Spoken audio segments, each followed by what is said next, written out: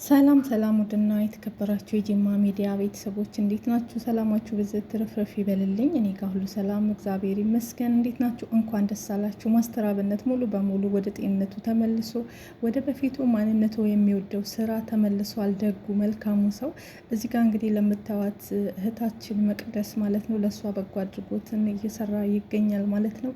ወንድማችን እንኳን ወደ ጤና ተመለስ፣ እንኳን ደስ አላችሁ። በማስተር አብነት የተደሰታችሁ እንኳን ደስ አላችሁ ሁላችሁም። እግዚአብሔር ይመስገን ስለማይነገር ስጦታው ማለት ነውና የእውነት ወንድሜ በጣም ነው ደስ ያለኝ። እመቤቴ አሁንም ተጠብቅ፣ መድኃኒዓለም ይጠብቅ። አሁንም ወደ ሙሉ ጤንነት እግዚአብሔር አምላክ ይመልስ። በጣም ደስ ብሎኛል። እንኳን ደስ አላችሁ። መልካም ስራ የምትወዱ ወንድማችንን የምትወዱ እንኳን ደስ አላችሁ፣ እንኳን ደስ አለን። ወደ ማንነቱ ተመልሶ እንግዲህ ዛሬ ላይ እርዳታ እያደረገላት ይገኛል። ለዚች እህታችን በካንሰር ታማ እንደምታዩት ያሳዝናል። እሷንም እግዚአብሔር ይማራት። ያለንን 5-10 እንርዳ ማለት ነው። ወደ ሁለተኛው መረጃ ደግሞ እንሂድላችሁ። ወደ ሁለተኛው መረጃ ስንሄድ እንግዲህ ለዘማሪ ወንድማችን ማለት ነው አዶናይ ቻሌንጁን አሳክቷል ማለት ነው። የመኪናው ተሳክቷል። 1 ሚሊዮን ነበረ የተባለው 1 ሚሊዮን አልፏል ማለት ነው። እግዚአብሔር ይመስገን። እንኳን ደስ አላችሁ፣ ደስ ብሎናል ማለት ነው። መልካም ስራ የሚሰሩትን ሰዎች እናበረታታ፣ አይከፈልበትም። ጎበዞች፣ ጀግኖች፣ በርቱ፣ አይዟችሁ እንበላቸው። የእውነተኛ መልካም ስራ መስራት ባንችል ለሚሰሩት እንኳን እኛ መልካም ምላሽ እንስጣቸው፣ እናበረታታቸው። ቪዲዮ እንስራ፣ ጀግና ናችሁ፣ ጎበዝ ናችሁ እንበላቸው፣ ወደፊት እንዲሄዱ ማለት ነው። እና እግዚአብሔር ይመስገን ተሳክቷል። አዶናይ ይችላል። አሁንም ወደፊት ይቀጥላል። አዶናይ ገና ታሪክ ይሰራል። እንደ ማስተር አብነት መልካም ስራ ለምትሰሩ ሁሉ እግዚአብሔር አምላክ ከእናንተ ጋር ይሁን እላለሁ። ወደሚቀጥለው ደግሞ መረጃ ደግሞ አሁንም እሄድላችኋለሁ። ሰሞኑን የራቁት ፎቶ ጉድ እየሰራ ይገኛል በጓደኞቻቸው ላይ ማለት ነው። ስለሱም እናያለን ማለት ነው። እንግዲህ አንድ እህታችን የ16 ዓመት ልጅ ማለት ነው ጓደኛዋ ነይ አብረን እንሂድ ትላታለች ማለት ነው። እናቷን አስፈቅዳ ይዛት ትሄዳለች እንዝናና ብላ። ከወሰደቻት በኋላ አደንዛዥ ነገር ምናምን ታስወስዳት እና ልጅቷ ራሷን ስታንትን ካለች በኋላ ወንዶች እንደፈለጉ ተጫውተው ቪዲዮ ቀርጸዋት ያን ቪዲዮ ከቆየ በኋላ አውጥተው ሚዲያ ላይ ለቀዋል ማለት ነው። በጣም ያሳዝናል። እባካችሁ ጓደኛ አትመኑ። የእውነቴን ነው ምለው፣ እንዳታምኑ። ልጁም ወጥቶ መልስ ሰጥቷል። አዎ መልሻለሁ አለ። እንዲሁም የተላላኩት ቴሌግራም ላይ እሱን ሁሉ ሚዲያ ላይ ወጥቶ ነበረ። ቪዲዮውን እንደለቀቀ አመነ። ሁለተኛ ደግሞ እኔ አይደለም ጓደኞቼ ናቸው፣ ጓደኛ ናት አለ። ጓደኛ ናት ወስዳ እንዲ ጉድ ሰራቻት ማለት ነው፣ ተገዝታ ማለት ነው። አይገርምም? ከዛም አልፎ ተርፎ ከቪዲዮም ደግሞ ሚዲያ ላይ ተበተነ። ቤተሰብ አየ። በቃ ቲክቶክ ላይ በጣም የሚያስጠላ ነገር እየን ልጅቷ ማመነች። አዎ እንዲ ነው እውነቱ ብላ ተናገረች። እሷ በማታውቀው ሁኔታ ቪዲዮ ላይ ልክ እንደ ሬሳ ራሷን ስታኑ ልጅቷ ያለችው የሚያሳየው እነሱ እንደፈለጉ እየተጫወቱ ርቃኗን ማለት ነው ብልግና ነገር እያደረጉባት አልጋ ላይ እና በጣም የሚያሳፍርና የሚያሳዝን ሁኔታ ነው። ጓደኛ እንዳታምኑ። ለዚህ ሁሉ አሳልፋ የሰጠቻት የገዛ ጓደኛዋ እናቷን አስፈቅዳ ወስዳ ጉድ ሰራቻት። ከእሷ መማር አለባችሁ። ወደሚቀጥለው ቪዲዮ አብረን ልጁም ይቅርታ ጠይቋል፣ እንደለቀቀ አምኗል። በገንዘብ እንደራደር ያሉበትን ሚስጥር ሁሉ ዘርግፈውታል። እኔ ዛሬ ቅድም ባምቢ ስታወራ አየኋትና አሳዘነችኝ በጣም ከልቤ። ምክንያቱም የ19 ዓመት ልጅ በነበረ ሰዓት ፍቅረኛዋ የሚላትን ሁሉ የምታደርግ አንዲት ሴት ልጅ በዛ ሰዓት በተቀረጸችው ቪዲዮ ዛሬም ለማሸማቀቅ ይሞክራሉ። ወደፊትም ደግሞ ያ ቪዲዮ ዘላለም ይቀመጣል፣ ለሌሎች ይቀመጣል፣ አይጠፋም ብላ ስትናገር በጣም ነው የምታሳዝነው። እሱ ቪዲዮ ግን ሰፕሌት ማድረግ እንዳለብን እናርገው። እሱ ቪዲዮ አለ እንደነዛ እኔ ምንም የለኝም። ኖ የእንትኗን ዛሬ የተናገረችውን አለኝ ልክልሻለሁ። እሱም ሰርኩሌት እናርገው ላክልኝና እኔም ፖስተዋለሁ። እኔ ግን ምንድን ነው መሆን ያለበት ብዬ ነው ማስበው፣ ወደ መሬት መውረድ አለበት። ምክንያቱም እንደነዚህ አይነት ሰዎች የጠነከሩት በምንድን ነው ከተባለ ቲክቶክ ላይ ይወራል፣ ዩቱብ ላይ ይወራል፣ በ3 ቀን ይረሳል። እነዚህ ሰዎች ፓወር አላቸው ይባልና አንዳንድ ሰው ፈሪ ሰዎች ደግሞ እነሱ ስር ይወሸቃሉ፣ ቁጥራቸውን ያበዛሉ። እኔ ለሴት ልጅ እንቆማለን እንደዚህ ከራቁት ከእርቃን ፎቶ ጋር በተያያዘ አብሬያችሁ ቆማለሁ ትል የነበረ አንድ ሚዲያ እከታተል ነበር።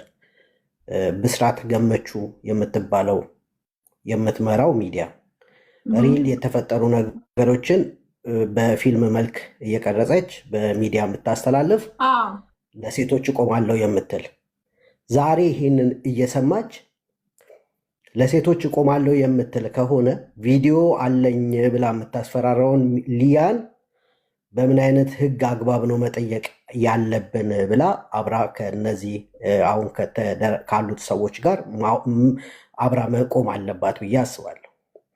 የሴቶችና ህፃናት ቢሮ የአዲስ አበባ ሴቶችና ህፃናት ቢሮ ኃላፊ የነበረችው ዶክተር ሀና አውቃታለሁ ፐርሰናሊ። እጅግ በጣም ለሴት ልጆች የምትቆም እናት ናት። እቺ ሴት ዛሬ ከነዚህ ሴቶች ከነዚህ ህፃናትና ቪዲዮቸው ከተያዘባቸው ሴቶች ጎን መቆም አለባት ብዬ አስባለሁ። ግራውንድ ማድረግ ያለብን ኢትዮጵያ ላይ ሴቶች እየተደፈሩ አይደለም ወይ? ህፃናት እየተደፈሩ እየሞቱ አይደለም ወይ? ቅርብ ጊዜ እንኳን ስንት ህፃናት ናቸው በዚህ ሚዲያ የተላለፉት? ከዛ በላይ ግን ቪዲዮቸው ተይዞባቸው ደግሞ ተሸማቀው ምናልባት ሚዲያ ላይ ሳይመጡ የሞቱ ሰዎችም ሊኖሩ ይችላሉ። ለነዚህ ህፃናትና ሴቶች መሞት ደግሞ እንደ ሊያሾ አይነቶቸው ተጠያቂዎች ናቸው። ሊያሾ አሁን ምን ታደርጋለች? ስለ ህፃን ልጅ እንዳላት ኬኳን ደጋግማ ታሳያለች። ለእሷ የተለያየ አክቲቪቲ ታደርጋለች። እናት ናት እኮ ስለዚህ እሷ ብትታሰር ልጅቷ ያለ እናት ትቀራለች፣ ብቻዋን የምታሳድግ እናት ናት። ከዛ ሌሎች ሰዎች ይመጡና ደግሞ የእሷን ሀሳብ የሚደግፉ ሰዎች ዝም ብለው በመንጋ የሚነዱ ሰዎች ይመጡና ደግሞ ሀሳብ ይሰጡላታል። ነገሩ እየተነሳሳ ይመጣል። ፓወር እያገኘ ትመጣለች። ስለዚህ ፕሊስ ቆም ብለን እናስብ። መሬት ይውረድ። በቃ ሰው የሆነ ነገር ካጠፋ ይሄ ወንጀል ትልቅ ወንጀል። ይህንን ወንጀል ሀገር ቤት ያላችሁ ሰዎች በምን አግባብ ግዴታ ሰው መክሰስ የለበትም። እኔ እዚህ ሀገር ለምሳሌ እኔ ያለሁበት ሀገር ባልና ሚስት ተጣልተው ባልየው ሊመታት ሲል አጋጣሚ ግድግዳ ይመታት እና ጭንቅላቱ ያወጣል። ለጓደኞቿ ስትነግር ጓደኞቿ ከሰው አሳስረውታል። እሷ እኮ መታኝ አይደለም ሊመታኝ ሲል ዞር ስል ግድግዳ መታኝ ከዛ አበጠ ብላ እንደ ቀልድ ነው የተናገረችው።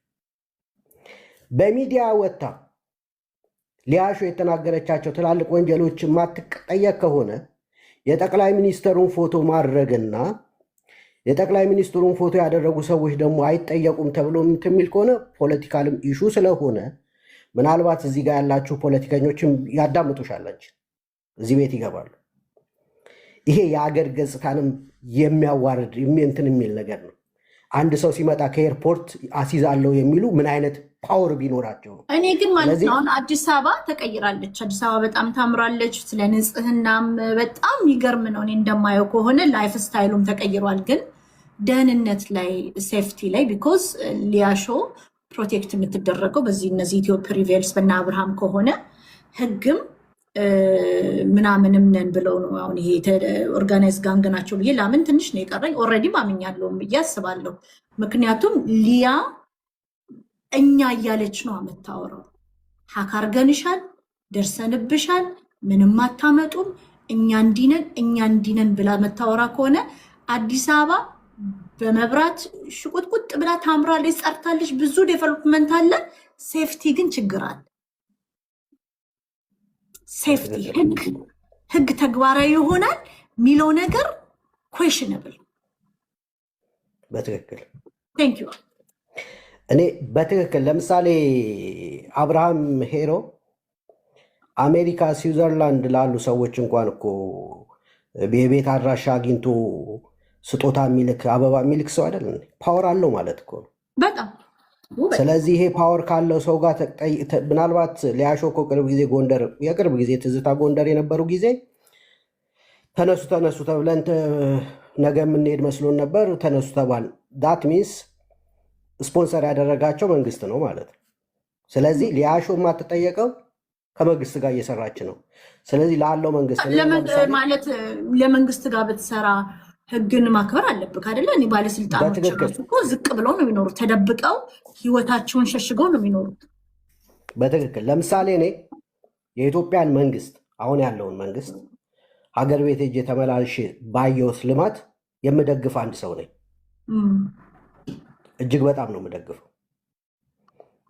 የብልጽግና አባል አይደለው፣ ግን ብልጽግናም በጣም ነው የምደግፈው። ምናልባት ሊያሾ ከምደግፈው በላይ በማቴሪያልም በተለያዩ ነገሮችም የምቆም ሰው ነኝ። ሊያሾን ግን ተሸክሞ የሚሄድ ከሆነ ብልጽግና ጥያቄ ምልክት ውስጥ ነው መግባት ያለበት። ምክንያቱም የእሱ ፎቶ ለጥፋ በእሱ ፎቶ የምትነግድ ከሆነ አጥፊ ብሎ ማስጠፋት ነበረባቸው። ኦኬ ኦልሬዲ አጥፍታለች።